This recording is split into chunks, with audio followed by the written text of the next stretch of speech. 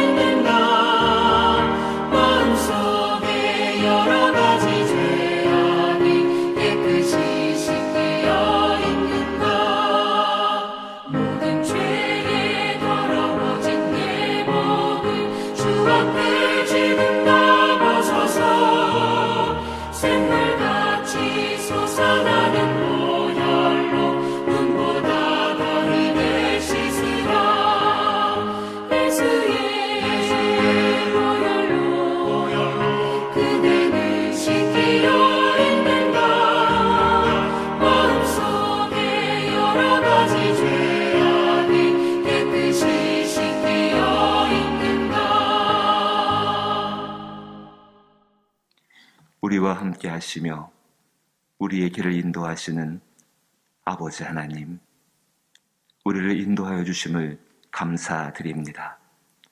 주께서 우리를 인도하시기에 우리를 이끌어가는 것이 푸른 초장이든 간에 아니면은 어두운 골짜기든 간에 그곳이 하나님과 함께 하시는 곳이기에 천국이 될 줄로 믿습니다. 우리의 심령 가운데 오직 주만을 바라보는 믿음을 더하여 주옵소서. 그 믿음을 가지고 걸어갈 때에 하나님이 함께 하심을 나타내 주시어서 우리의 연약한 심령 가운데에 하나님이 함께 하심을 믿는 믿음으로써 더하여 주옵소서. 아버지 하나님, 오늘 하나님의 사람들이 주 앞에서 치료받기를 원합니다. 특별히 자기의 몸을 주 앞에 맡기며 수술을 받는 귀한 분들에게 은혜를 더하여 주시어서 그 자리가 하나님께서 새롭게 하시는 자리가 되기를 원하오며 주의 능력이 임하게 되는 자리가 되기를 원합니다. 권능의 역사로 말미암아 치료받는 모든 과정들이 주 앞에 보게 되게 하시고 어두운 사망의 골짜기에서 자리를 펴시는 참된 목자 되신 하나님을 만날 수 있는 귀한 자리가 되게 하여 주옵소서. 이 아침에 기도할 때에도 주께서 모든 기도하는 분들의 고백을 받아 주옵시고 그 고백 가운데 임재하시는 하나님으로 충만할 수 있는 복된 시간이 되게 하여 주옵소서. 예수님 이름으로 기도하옵나이다. 아멘. 요한복음 말씀입니다. 신약성경 143면에 요한복음 1장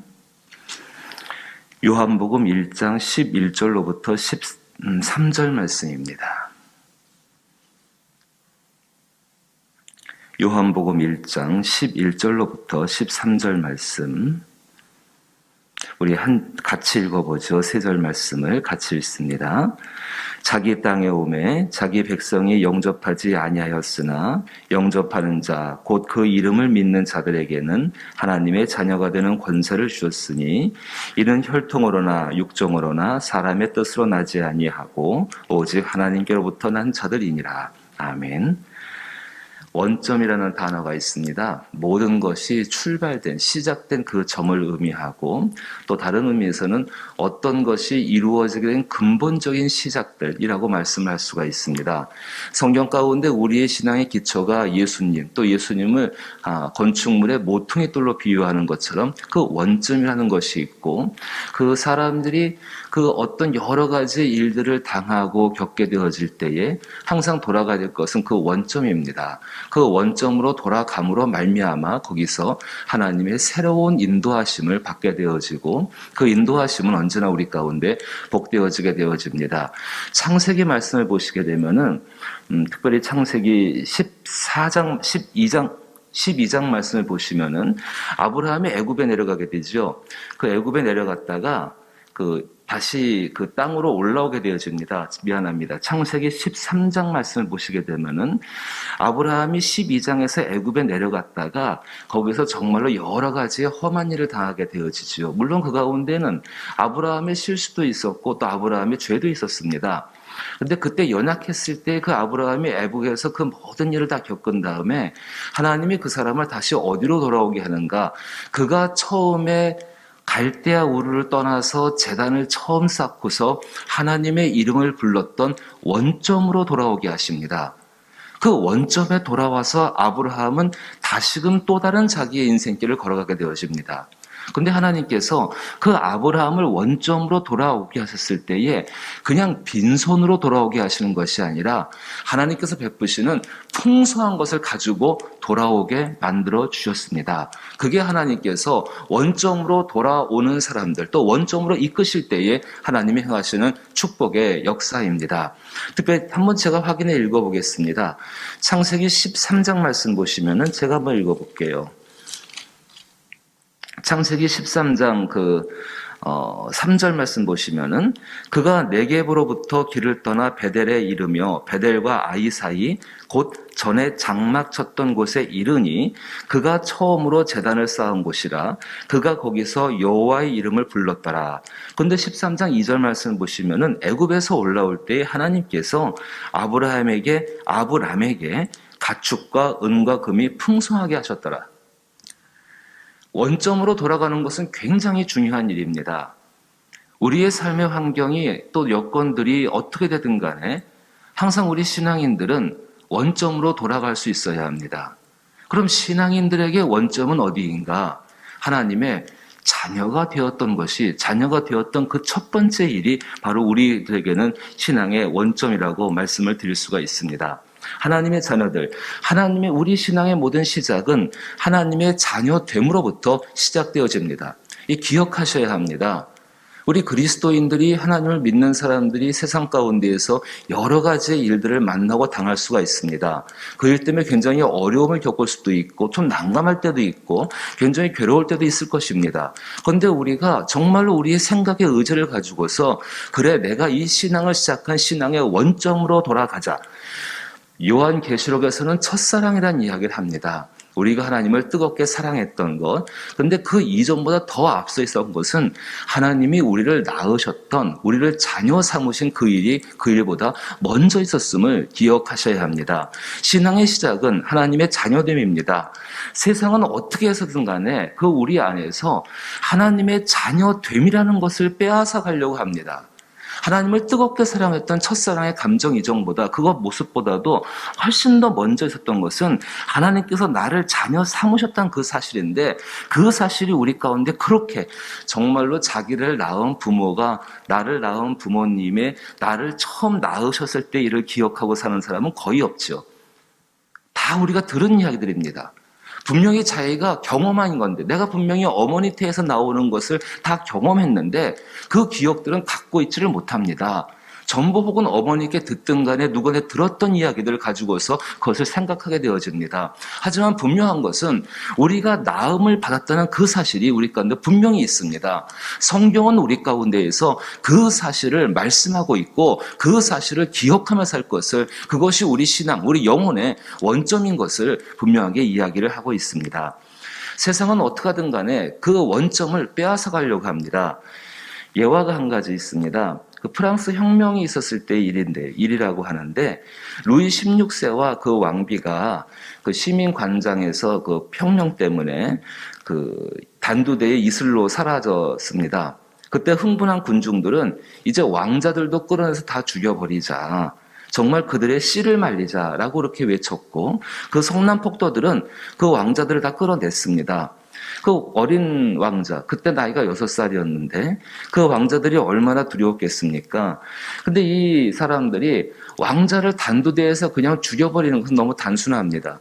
그럼 저들은 어쩌면 천국에 갈지 모릅니다. 차라리 그러지 말고 저 사창가 뒷골목에 있는 악한 사람들한테 버려버려가지고 악한 말을 배우게 하고 그들의 영혼을 타락시키고 그들의 영혼이 지옥에 가게 합시다. 뭐 이렇게 외쳤다고 합니다. 사람들은 그 어린 왕자를 끌어내서 정말 그렇게 만들었습니다. 근데 그 어린 왕자가 그 버려진 그곳 가운데에서 이렇게 이야기하는 겁니다. 나쁜 말을 가르치고 악한 행동을 가르치고 정말로 좋지 못한 것을 가르칠 때에 이렇게 이야기했다고 합니다. 나는 그런 말을 하지 않겠습니다. 그따위 더러운 말은 나는 할 수가 없습니다. 나는 이 나라의 왕자입니다. 왕자의 신분에 어긋나는 더러운 말이나 행동을 할 수 없다는 그 6살짜리 아이의 이야기가 기억될 수밖에 없는 것이, 오늘 우리가 기억해야 되는 것이 그 모습입니다. 정말로 주어진 환경과 세상 가운데서 당당할 수 있었던 것은 그 아이 속에 있는 나는 왕자다라는 것이죠. 나는 왕자다라는 것. 그럼 우리가 세상 가운데서 위축되지 아니하고 낙심하지 아니할 수 있는 중요한 이유가, 정말 핵심적인 이유가 무엇인가? 우리가 하나님의 자녀가 되었다라는 사실입니다. 오늘 10절 말씀, 11절 말씀 보시니까 이렇게 이야기합니다.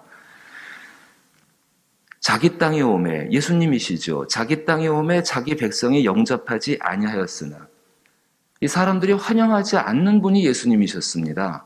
버린 분이 예수님이었고 별로 마음에 두지 아니하고, 뭐 요즘으로 말한다면 투명인간 취급한다고 할까요?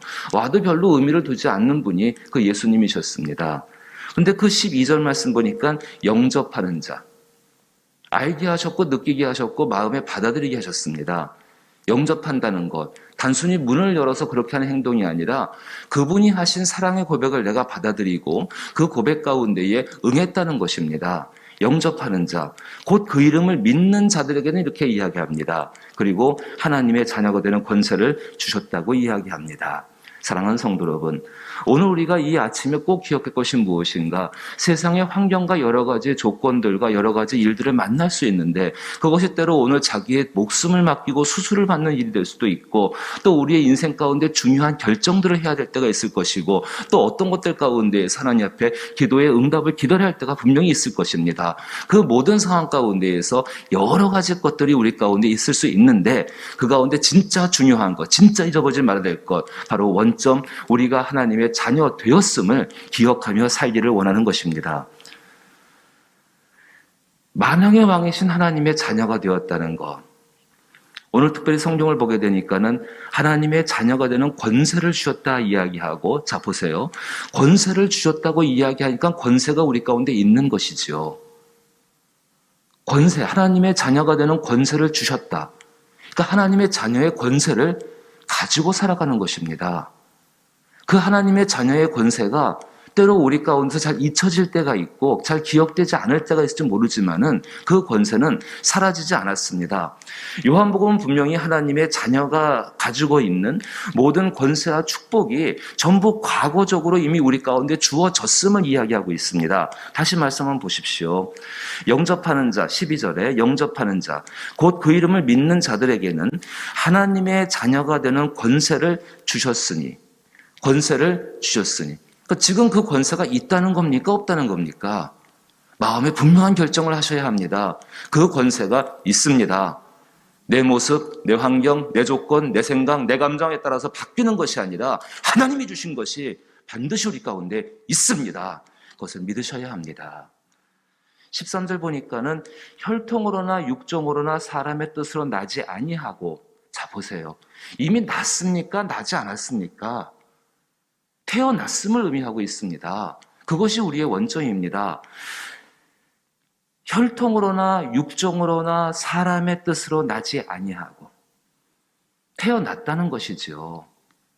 사람도 출산을 할 때에 인내가 있고, 그 가운데 아픔이 있고, 그 가운데 기다림이 있고, 또 그 가운데에서 반대로 기쁨도 있고 감사도 있고 세상에서 얻을 수 없는 행복을 가지고 있는 것이 출산이라는 것입니다. 이미 우리의 영혼은, 아니 우리의 삶의 전체는, 영원한 삶은 이미 하나님이 자녀가 되는 권세를 주셨고, 자녀가 되기 위해서는 반드시 출산이 있어야 하기 때문에 그것이 우리가, 이미 우리는 그 태어남을 받은 사람이라는 것입니다. 또 뒤에 말씀 보게 되니까는요, 오직 하나님께로부터 난 자니라. 자, 출발이 어딥니까? 하나님으로부터라고 말씀하고 있습니다. 다시 한번 정리를 해보면은, 우리가 하나님의 자녀가 되었다는 것은 이미 하나님과의 특별한 관계가 만들어져 있다는 것입니다. 세상이 빼앗아가지 못합니다. 조건과 환경이 바꾸지를 못합니다. 그거는 바뀔 것 같은 우리의 연약한 마음이 있는 것이지요. 사망의 음침한 자리에 편다, 거기에 우리의 자리를 편다 할지라도 그거는 바뀌지 않습니다.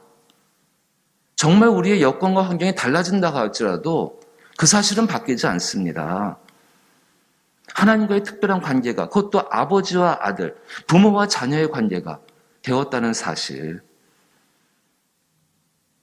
하나님의 자녀가 되었다는 것은 당연히 함께 살아간다는 것을 의미하죠.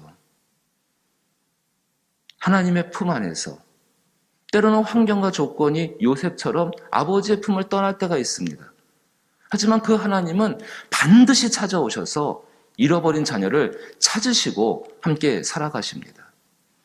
우리가 잃어버린 영혼들을 위해서, 안타까운 영혼들에서 기도할 때에 정말 믿음을 갖고 기도할 수 있는 이유가 어디 있겠습니까? 내가 찾고자 하는 것 간절한 마음이죠.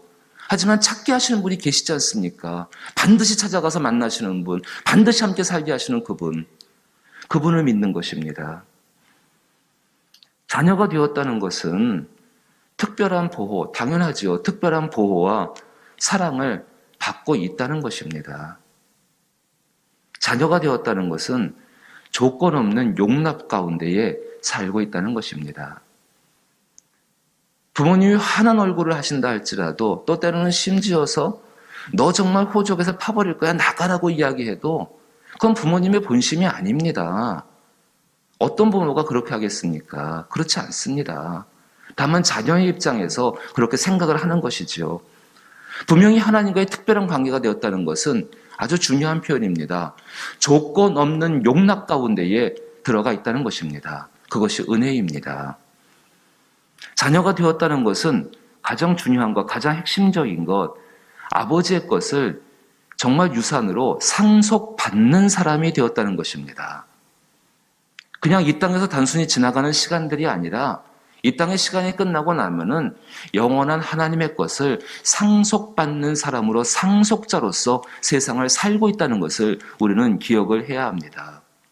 어떠한 여건이 된다 할지라도, 아무리 난감한 처지가 된다 할지라도, 아무리 곤란한 처지가 된다 할지라도 내가 받을 기업이 하나님께서 준비하고 예비하고 계심을 우리는 분명히 알고 있는 사람들입니다. 잊어버릴 수 있습니다. 때로는 아내가 그런 사람이 아니야, 지금 내 모습을 봐도 그렇지 못해라고 얼마든지 생각할 수 있겠지만은 분명한 사실, 원점 기초는 바뀌지를 않습니다. 집이 한 채가 있습니다. 이 집 가운데에서 외벽적인 것이 바뀔 수 있고 인테리어가 바뀔 수 있습니다. 하지만 이 집을 세운 기둥과 기초는 바뀌지 않습니다. 하나님의 교회도 마찬가지 아니겠습니까? 하나님의 몸된 교회는 분명히 예수 그리스도가 머리이시고 그 반석은 그리스도 예수이십니다. 절대로 바뀌질 않습니다. 그 그리스도 예수가 계시기 때문에 우리가 하나님의 자녀가 되었다는 것, 그 자녀들이 모여 사는 것이 그리스도의 교회입니다.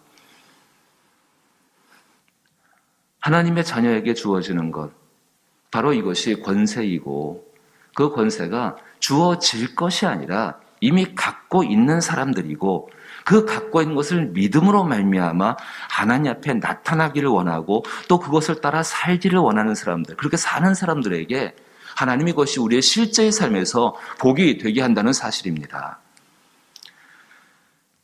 성경은 다시 이야기합니다. 영접하는 자. 베드로가 예수님을 주는 그리스도시요 살아계신 하나님의 아들이다라고 말을 하지요. 그게 영접이지요. 예수님은 그 믿음의 고백 위에, 그 영접한 것 위에 교회를 세우시겠다라고 말씀하십니다. 근데 그 말씀 가운데에서 그것을 알게 한 사람이 누군가인가를 이야기해 주시지요. 육정으로 난 너희의 아버지, 세상의 교육이 아니라 철학이 아니라 지혜가 아니라 하늘에 계신 너희의 아버지라 이야기합니다.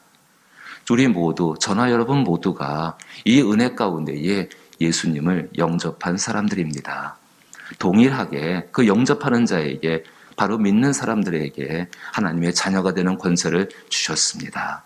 우리의 인생길이, 또 우리의 일생이 어떤 처지, 어떤 여건들을 만날지는 모릅니다. 하지만 이 모든 것 가운데에 정말로 아브라함이 자기의 인생길을 걸어가면서 여러 가지의 처지가 있었지만은 항상 하나님은 그를 원점으로 이끌어 주셨고 그 원점에서 다시 복을 받게 하셨고 그 복으로 말미암아 또 새로운 길을 가게 하신 것처럼 우리도 그렇게 인생길을 걷게 하실 줄로 믿습니다. 그 놀라운 권세, 그 놀라운 축복, 그 놀라운 것을 가지고 살아갈 때에 오직 믿음이 우리를 이끌어갈 줄로 믿습니다. 그 하나님을 향한 믿음으로 오늘 한날을 살아갈 수 있기를 주의 이름으로 축복합니다. 주기도문으로 예배 마칩니다. 하늘에 계신 우리 아버지여, 이름이 거룩히 여김을 받으시오며 나라의 임하옵시며 뜻이 하늘에서 이룬 것 같이 땅에서도 이루어지이다. 오늘날 우리에게 일용할 양식을 주옵시고 우리가 우리에게 죄 지은 자를 사하여 준 것 같이 우리 죄를 사하여 주옵시고 우리를 시험에 들게 하지 마옵시고 다만 악에서 구하옵소서. 대개 나라와 권세와 영광이 아버지께 영원히 있사옵나이다. 아멘. 정말로 우리가 하나님의 자녀가 되었음을 과거형입니다. 그 과거형을 기억하고 그래요, 믿음으로 오늘 그 자녀에게 주시는 권세와 복을 누리게 하여 주옵소서 기도할 수 있기를 부탁을 드리고 또 그 믿음을 가지고서 우리의 교회 가정과 교회와 그리고 이 나라와 코로나19의 종식과 믿지 않은 영혼들의 구원받음과 특별히 병든 분들이 치료받는 일들을 위해서 기도하시게 되기를 원하옵고 자녀들을 위해 기도하실 때에는 우리 수험생들을 위해서 기억하시며 기도하시길 부탁을 드렸고 선교주를 위해서 기도하신 일도 쉬지 않기를 부탁을 드립니다. 함께 기도합니다.